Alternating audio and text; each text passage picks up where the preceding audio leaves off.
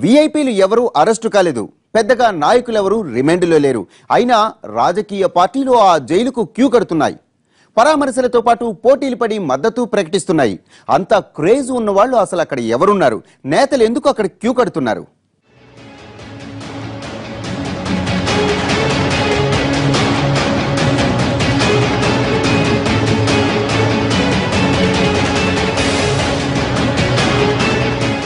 తెలంగాణలో రాజకీయమంతా ఖమ్మం మిర్చి యార్డు ఘటన చుట్టే తిరుగుతోంది. మిర్చి యార్డులో జరిగిన విధ్వంసంపై పోలీసులు 6 సెక్షన్లలో కేసులు పెట్టారు. రాజ్యద్రోహం నేరం కూడా మోపారు. వాళ్ళేం కరుడుగట్టిన నేరస్తులు కారు, మోస్ట్ వాంటెడ్ క్రిమినల్స్ కాదు.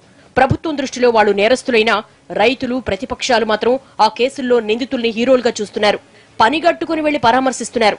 సంఘీభావం ప్రకటించొస్తున్నారు. మార్కెట్లు విధ్వంసానికి బాధ్యులుగా సత్తుపల్లి టీడీపీ ఎమ్మెల్యే సండ్ర వెంకట వీరయ్యతో పాటు మరో 10 మందిపై కేసులు పెట్టారు. ఎమ్మెల్యే మినహాయిస్తే మిగిలిన వారంతా రైతులే. అందులో 7 పేద గిరిజనులు. చిర్రుమరికి చెందిన ఆనందరావు కాంగ్రెస్ కార్యకర్త అయితే అరెస్టు అయిన 5 టీఆర్ఎస్ కార్యకర్తలు. ఎమ్మెల్యే సండ్ర మినహాయించి మిగిలిన 10 మందిని అరెస్టు చేసి సబ్ జైలుకు తరలించారు. వారిపై రాజద్రోహం కేసు కూడా పెట్టడంతో బెయిల్ దొరకడం కూడా ఆలస్యమవుతోంది. వీరు రిమాండ్కు వెళ్లినప్పటి నుంచి దాదాపుగా అన్ని రాజకీయ పార్టీల నేతలు జైలుకెళ్లి పరామర్శించారు.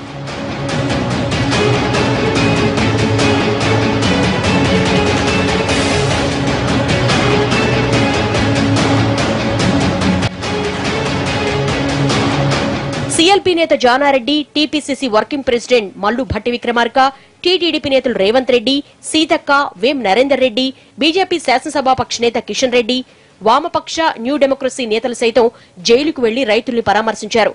టీడీపీ నేత నామా నాగేశ్వరరావు ఒక్కో కుటుంబానికి 10,000 ఆర్థిక సహాయాన్ని అందించారు.